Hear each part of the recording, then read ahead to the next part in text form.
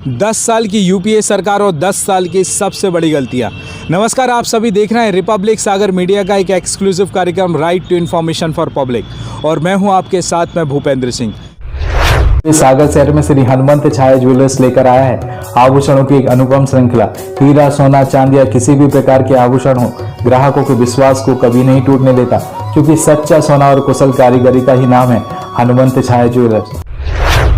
तो आइए नजर डालते हैं यूपीए सरकार की उन 10 साल की 10 भूलों पर जिन्होंने पूरे देश में कांग्रेसी विरोधी लहर को पैदा कर दिया था।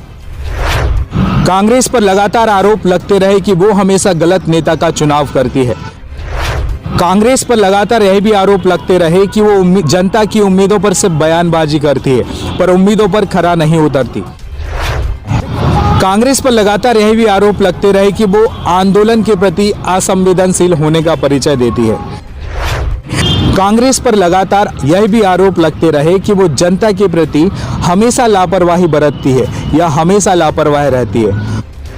कांग्रेस पर लगातार यह भी आरोप लगते रहे कि वो बड़े आयोजनों पर सिर्फ बड़े सवाल करती है, पर भ्रष्टाचार के मुद्दों का जवाब नहीं देती। इसके अलावा कांग्रेस पर हमेशा जनता से दूर रहने का भी आरोप बरसों से लगता रहा है। कांग्रेस पर लगातार यह भी आरोप लगते रहे कि वो देश की सबसे बड़े और सबसे भरोसेमंद एजेंसी सीबीआई का दुरुपयोग किया है। कांग्रेस पर लगातार यह भी आरोप लगते रहे कि वो युवा जोश को साथ लेने में नाकामयाब रही है। कांग्रेस पर यह भी आरोप है कि वह तकनीकी यानी कि टेक्नोलॉजी के उपयोग से परहेज करती हुई आई है, या फिर यूं कहें कि स्मार्ट वर्क करना कांग्रेस के बस की ही बात नहीं। कांग्रेस पर यह भी आरोप लगता रहा कि वह हमेशा खराब चुनावी रणनीति अपनाती है। 10 साल की यूपीए सरकार और 10 साल की सबसे बड़ी गलतियां। नमस्कार, आप सभी देख रहे हैं रिपब्लिक सागर मीडिया का एक एक्सक्लूसिव कार्यक्रम right to information for public और मैं हूं आपके साथ में भूपेंद्र सिंह। भ्रष्टाचार, महंगाई से जनता पिछले कई सालों से त्रस्त है और जिस प्रकार मध्य प्रदेश में कांग्रेस की सत्ता आने के बाद जिस अंदाज में कांग्रेस सत्ताहीन हो गई, कांग्रेस के दिग्गज और वरिष्ठ नेता ज्योतिरादित्य सिंधिया अपने समर्थक विधायकों और मंत्रियों के साथ में कांग्रेस पार्टी को छोड़कर भारतीय जनता पार्टी का दामन थाम लिया और मध्य प्रदेश में 28 विधानसभाओं पर उपचुनाव हुए, जिसके बाद भाजपा की ऐतिहासिक जीत हुई और उसके बाद मध्य प्रदेश की सत्ता भारतीय जनता पार्टी के दामन में आ गई। इसमें सबसे बड़ी चुनौती गोविंद सिंह राजपूत और तुलसी सिलावट के सामने थी, क्योंकि उन्होंने अपने कैबिनेट मंत्री का पद त्यागा था। और सबसे मजे की बात यह है कि जितनी आसानी से उन्होंने अपने मंत्री पद का त्याग किया, उतनी ही आसानी से अपने मंत्री पद को प्राप्त भी कर लिया। भ्रष्टाचार, महंगाई से जनता पिछले कई सालों से लाचार भी है और जनता को यह देन कांग्रेस की अगुवाई वाली यूपीए सरकार की है। जितने जानदार तरीके से आज से ठीक 15 साल पहले कांग्रेस की अगुवाई में यूपीए यानी कि संयुक्त प्रगतिशील गठबंधन ने देश की वागडोर को संभाला था, उतने ही जोरदार तरीके से जनता अब इसे नकारने का मन भी बना चुकी है। कमजोर नेतृत्व, हर मोर्चे में विफलता और त्वरित निर्णय न ले पाने का तमगा आज यूपीए के माथे पर दमक रहा है। तो आइए नजर डालते हैं यूपीए सरकार की उन 10 साल की 10 भूलों पर जिन्होंने पूरे देश में कांग्रेसी विरोधी लहर को पैदा कर दिया था। कांग्रेस पर लगातार आरोप लगते रहे कि वो हमेशा गलत नेता का चुनाव करती है। कांग्रेस अध्यक्ष सोनिया गांधी ने 2004 के चुनाव की जीत के बाद खुद प्रधानमंत्री नहीं बनकर अपने वफादार टेक्नोक्रेट डॉक्टर मनमोहन सिंह को प्रधानमंत्री का पद दे दिया था। कांग्रेस ने बजाय एक मजबूत नेता चुनने के एक मजबूर नेता को चुन लिया, और वो भी इसलिए ताकि सभी महत्वपूर्ण नियुक्तियों और नीतियों पर सोनिया गांधी का दखल बना रहे। पूर्व प्रधानमंत्री डॉक्टर मनमोहन सिंह एक विचारक और विद्वान माने जाते हैं। उनके परिश्रम, कार्य करने के प्रति बौद्धिक सोच और विनम्र व्यवहार के कारण उन्हें अत्यधिक सम्मान भी दिया जाता है, लेकिन बतौर एक कुशल राजनीतिज्ञ उन्हें कोई सहज स्वीकार नहीं कर सकता। इसके अलावा यदि कांग्रेस प्रशासनिक निपुणता के अलावा राजनीतिक निपुणता वाले को सत्ता सौंपती तो आज की स्थिति कुछ और होती। और इसके अलावा यूपीए सरकार ने जिस नेता को बागडोर सौंपी, अक्सर उसके शासनकाल के दौरान यह देखा गया कि वो जनता से कुछ ना कुछ छुपाने का प्रयास तो कर रहा है। कांग्रेस पर लगातार यह भी आरोप लगते रहे कि वो जनता की उम्मीदों पर सिर्फ बयानबाजी करती है, पर उम्मीदों पर खरा नहीं उतरती। भ्रष्टाचार, महंगाई से पिछले कई सालों से जूझ रही जनता की उम्मीदों पर यूपीए सरकार की ओर से केवल बयान ही बयान फेरे गए। आम जनता महंगाई का कोई भी तोड़ तलाशने के लिए कहती तो दिग्गज नेता यह कहकर अपना पल्ला झाड़ लेते कि आखिर हम क्या करें, हमारे पास कोई अलादीन का चिराग तो नहीं जिस जनता ने इन्हें चुनकर भेजा उन्हें बस यही सुनकर काम चलाना पड़ता था कि हमारे प्रतिनिधियों के पास में कोई जादुई छड़ी नहीं है जिसे घुमाया और सारी समस्याएं दूर हो गई। और समस्या सुलझाना तो दूर, आग में घी डालने का काम भी कुछ नेताओं ने किया। जैसे कि कांग्रेसी सांसद राज बब्बर ने एक बयान दिया था कि आपको 12 रुपए में भरपेट भोजन मिल सकता है। तो भाई अपनी समस्याएं यूपीए सरकार को ना बताएं। कांग्रेस पर लगातार यही भी आरोप लगते रहे कि वो आंदोलन के प्रति असंवेदनशील होने का परिचय देती है। देश में बढ़ती अराजकता के खिलाफ यूपीए कार्यकाल के दौरान हुए जन आंदोलन, मसला अन्ना आंदोलन हो या निर्भया कांड 2012 के दौरान हुआ आंदोलन हो, उसको समझने में कांग्रेस के गद्दावर नेता असफल रहे। इस बात को कांग्रेस सरकार के गद्दावर मंत्री भी मान चुके हैं। एक बार पत्रकारों के साथ बातचीत में वित्त मंत्री पी चिदम्बरम ने यह माना था कि 2010 और 11 सबसे कठिन दिन थे।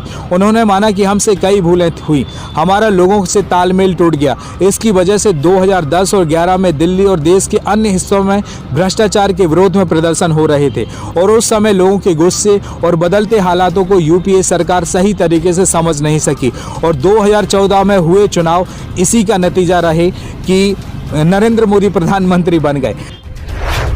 कांग्रेस पर लगातार यह भी आरोप लगते रहे कि वो जनता के प्रति हमेशा लापरवाही बरतती है या हमेशा लापरवाह रहती है। सोनिया सरकार के हर मंत्रियों पर यह आरोप लगता रहा है कि उनका देश की जनता के लिए रवैया उदासीन भरा है। रक्षा मंत्री AK एंटीना ने संसद में एक ऐसा बयान दिया था कि जिससे जनता और देश दोनों शर्मसार हो गए।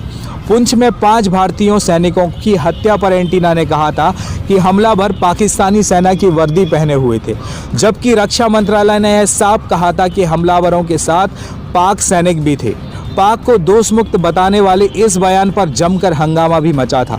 निर्भया कांड में यूपीए की चेयरमैन सोनिया गांधी ने रेप जैसे जघन्य अपराध पर बयान नहीं, कार्रवाई होनी चाहिए थी। जैसे बयानों पर जनता के प्रति कांग्रेस की लापरवाहियों को साफ तौर पर देखा जा सकता है। कांग्रेस पर लगातार यह भी आरोप लगते रहे कि वो बड़े आयोजनों पर सिर्फ बड़े सवाल करती है पर भ्रष्टाचार के मुद्दों का जवाब नहीं देती।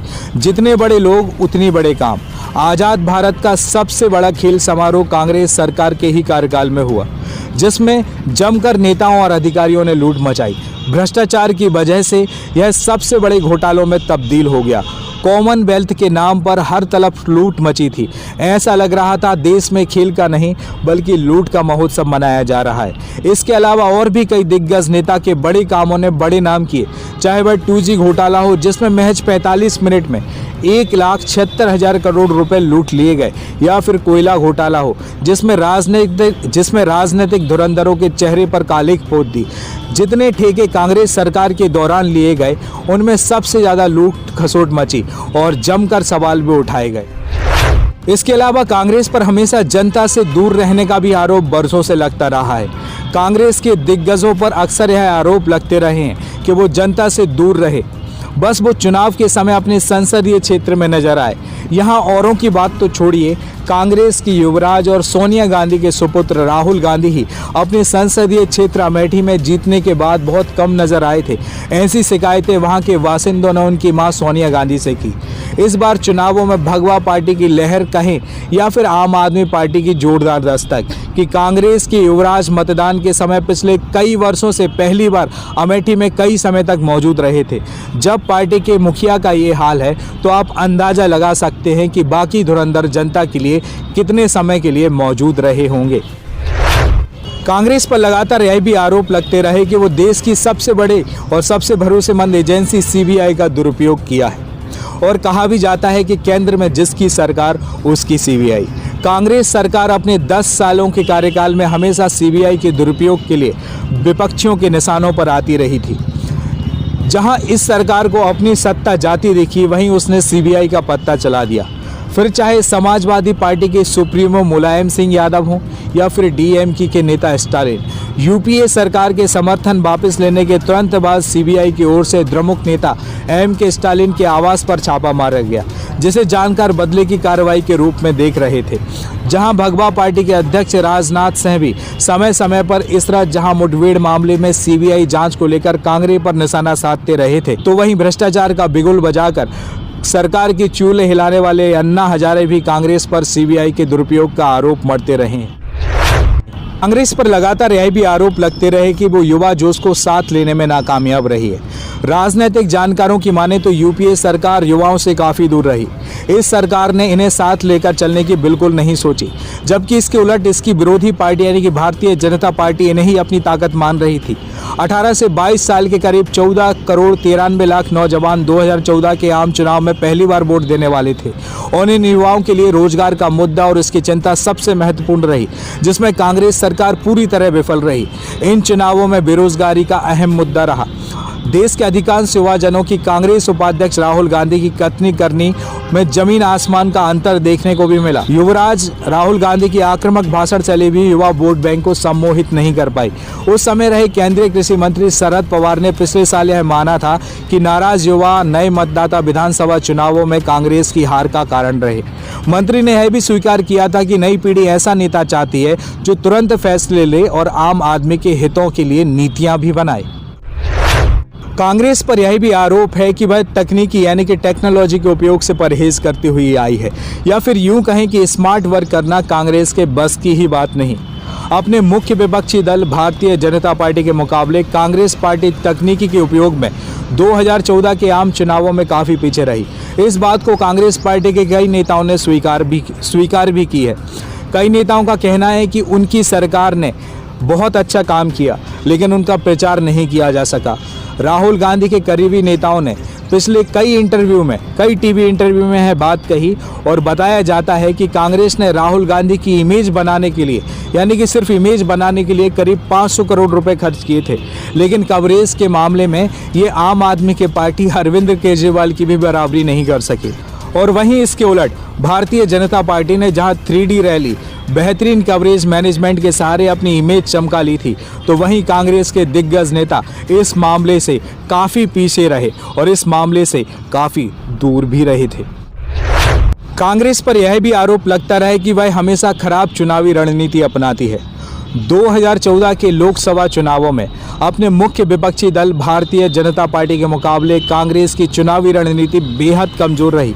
बीजेपी जहां पिछले 5 सालों से इस रणनीति पर जी जान जुटा चुकी थी, वहीं कांग्रेस इस विषय में सिर्फ हवा में रहकर ही काम कर रही थी।